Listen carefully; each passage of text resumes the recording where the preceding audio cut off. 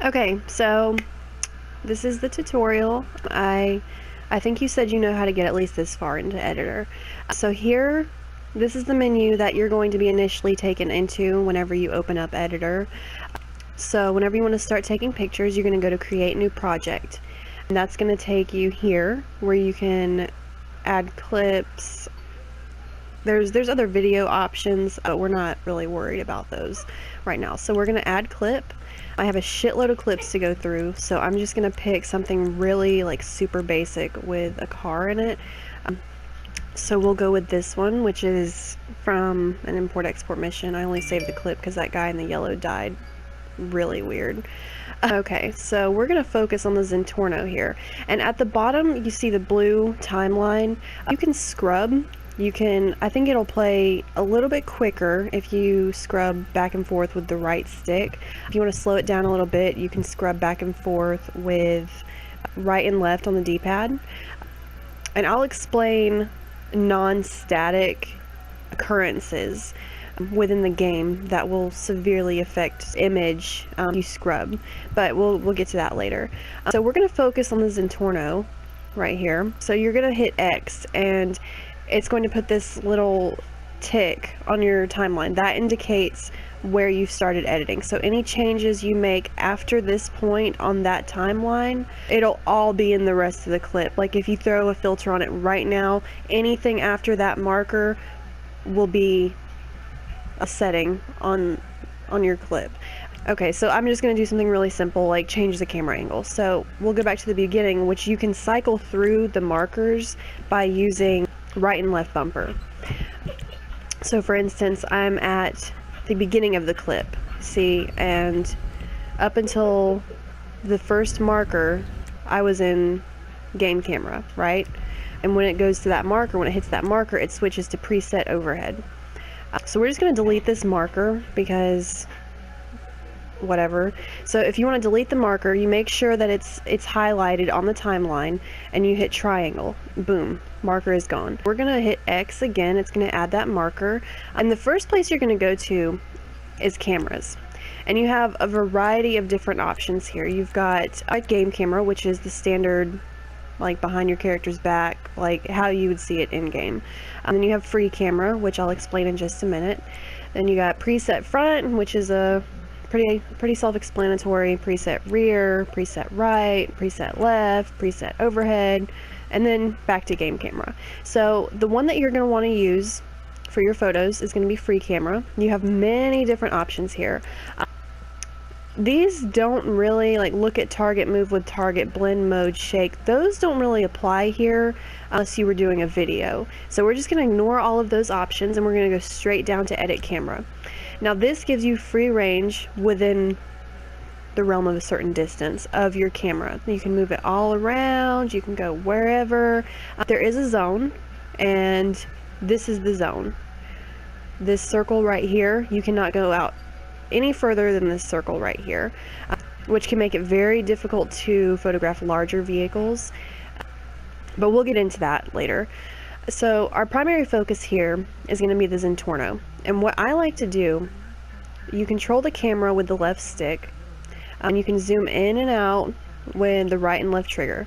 What I like to do is I like to pull the camera all the way out as far as I can to the boundaries and then zoom all the way in until I can't zoom anymore. The max is 4.5 zoom. It looks a lot better in my opinion when you do it like that.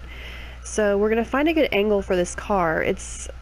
This lighting can be very tricky because if you do it from like this angle right here, you got a good shot of the tires, a very shiny shot. However, it kind of compromises the color integrity of the car. Like you can't see the true color of the car with this many shadows going on. So we're going to try to photograph it from this angle right here. And you can play around with the angles until you find something that you like. I find it best to maybe not go with like a typical gameplay camera angle. So you can move up and down with right and left bumper, and that's a cool thing. You can tilt the camera either way with right and left on the D-pad. We're not going to tilt for this picture. I rarely ever tilt anyway. It kind of bugs me with the way it looks when it's not centered. So this square that you see in the middle of the screen on the car's windshield right now, that's the center of your shot. That may be a very obvious observation. But with car pictures, most like car pictures, like showcases like this, I prefer, in my personal preference, to center the shot. So this is, let's see, this right here is about centered. So when you find an angle that you want, when you find the shot that you want, you're going to hit back, and then you're going to hit back again. And now we're going to come to depth of field, which is, it's basically where you adjust the focus of your camera. I dabble in this occasionally, but for the most part I've got it set on default 50%, which is a really good amount of depth of field. Basically what depth of field does is whatever your camera is centered on, like we just centered, you know, the camera on the car, whatever the camera is centered on, that will be the focus of the picture, and kind of everything in the background will kind of blur out a little bit. So I've got it set on default, but you can adjust it to a much more stronger amount, which I personally, I'm really liking how this 100% is looking. There are other options, like you can do custom, which comes with automatic. You can do manual. If you wanted to do like target, like your character, you could do that, and it would do something like my character is the focus of the shot, and the Zentorno in the background kind of is, you know, it's blurred.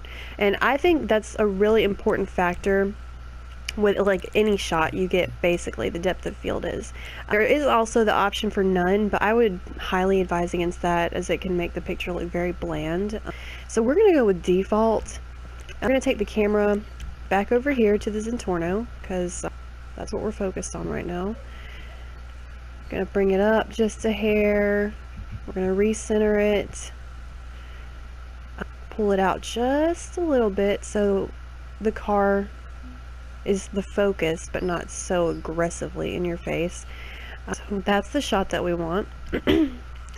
So now this is going to be the tricky part with the Rockstar presets. For the longest time when I first started my Instagram, I didn't mess with the presets, just because they have a tendency to look somewhat cheap. I think you can see what I'm saying here. They look way overdone, way oversaturated, like super harsh and aggressive.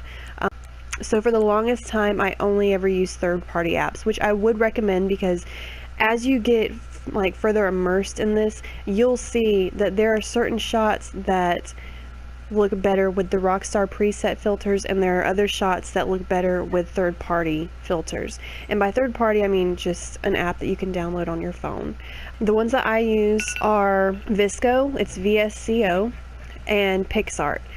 For like brighter like scenery shots or like character shots, I would highly recommend VSCO, because it can add somewhat of a grittier effect to your photos. It kind of emphasizes on the shadows and darker subjects like that. So if you're working on a dark shot already, probably not a good idea to try VSCO on that particular shot, because like I said, it already adds an element of darkness to the photo. So you'd want to use that only for like bright shots and things like that. PixArt is good. That's what I use for the white borders on my photos. It's got a variety of different options. You can tune it, you can add filters, you can add the borders, you can add text, but that's a different story for a different day. We're going to focus on this here. I would highly recommend playing with the Rockstar presets, definitely educating yourself early on, so that way you're not like writing it off, like, you know, because you could get some really good stuff with the Rockstar presets. I've been kind of teaching myself that lately, because like I said, I didn't mess with these for the longest time. I only recently got into messing with them. So yeah, just play around with them a little bit, kind of teach yourself how to use them, like come into your own, like find out what you like and what you want your picture to look like. And the Rockstar presets, they can either be a blessing or a curse, and I think you'll find that out. With the Rockstar presets, you have a variety of options here. You see, you just kind of have to work with them if you're going to use them, and just find what you think suits the photo the best. I would definitely recommend against using them at 100% because they're very, very fucking extra when they're set at 100%.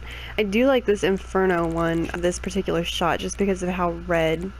It brings out the color of the car, really. So we're just going to tweak it a little bit. And so we're going to take it down to 50%. You got the saturation here, which, you know, kind of either pulls or adds color, which I'm pretty sure you knew that, but just in case you didn't. The important thing to know about saturation is if you do too much, it can look very strange. See, that's at 100%.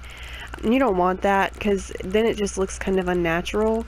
That all depends on your style of shot. Like 47, he really likes the oversaturated. He really likes the bright, like he loves messing with those. And it works for him, it honestly does.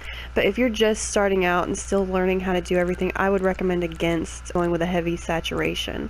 And then you have the contrast here, which honestly, I don't mess with the contrast that much. We'll just do like a touch of contrast. We'll do like a 4. And then you got the brightness, which this is very important with car shots because if you have the lights on in a shot, it can kind of create, if you're doing like a front facing view, it can kind of create like a glow or like an orb around the headlights. And I personally, in my opinion, I hate how that looks. I would much rather see like a clean muted shot of the headlights. And you know, the presets on Editor can also aid in that. Like, I know with Thermopylae, which is one of the filters, it severely tones down the headlight brightness, and it'll be just the lights, no glow, nothing like that. It looks super clean. But this one, it's not really that big of an issue because we're not focused on the headlights. So you see what I mean, though? I'm gonna kind of pan around. You see that glow? Like, that can, I hate the way that looks. So I always try to take it down if I can. So we've got this shot here, and then you've got the vignette, which the higher it is, I didn't mean to do that. Okay, there we go. So it'll kind of add darkness around the edges, and bring kind of like lighter focus to whatever your subject is, or you can take it out, which I actually like the way that looks with like -100. I know that seems a little bit extra. Anyway, this is a shot that we want. I think this looks really good. I think I'm gonna move the camera just a little bit more so it's like, don't mind the dead bodies and blood everywhere. Yeah, so it's a really good shot. Like, you have a really good view of the rims, you've got a nice view of the paint job, the headlights are not glowy, there's a nice shine coming off of the back fender of the car from the sun. Like, I think it's a really good shot. So what you're going to do now is you're going to hit share on your PlayStation, on your controller, and that'll bring up a menu where it says save video clip or save screenshot. So you're going to save the screenshot. Make sure you get the banner that says screenshot saved. I can say for almost certain that if you get that banner, the shot has been saved, but sometimes the banner does not show up and it has not saved. But sometimes the banner won't show up and it does save. So if the banner does not pop up at all, just go back out to your capture gallery and make sure, like, take a look there, make sure that your shot has saved. So that's it for this one. That's the car shot we got. So next I'm going to try to find a clip where we can take a closer look at character shots.